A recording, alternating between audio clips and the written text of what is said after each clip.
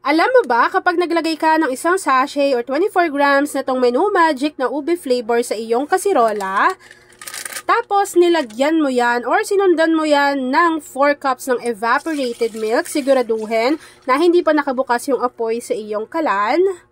Nilagyan ng 1 can or 380 grams ng condensed milk, half teaspoon ng vanilla essence or vanilla extract, at nilagyan mo rin yan ng 1 cup nitong nata de coco, siguraduhin na na-drain nyo na yan. Tapos nasa sa inyo rin naman kung gaano karami.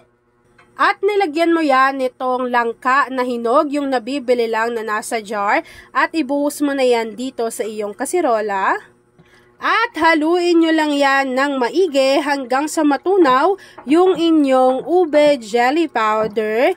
And then, kapag natunaw nyo na po ng maigi yung inyong jelly powder at nag-combine na lahat ng ingredients dyan sa inyong kasirola, pwede nyo na pong buksan yung apoy sa inyong kalan at lulutuin lang po natin ito over medium to low heat hanggang sa makita natin na kumukulo na yung ating mixture.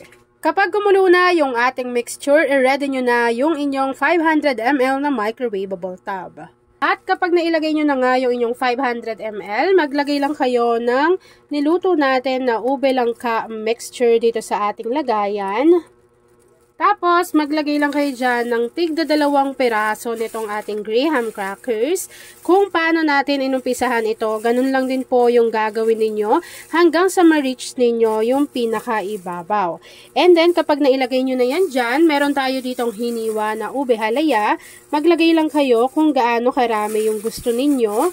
So, ako po ganyan ha, tapos hiniwa ko lang ng maliliit. Pwede nyo naman yung kayurin kung ayaw ninyo na hiwain yan ng mas maliliit.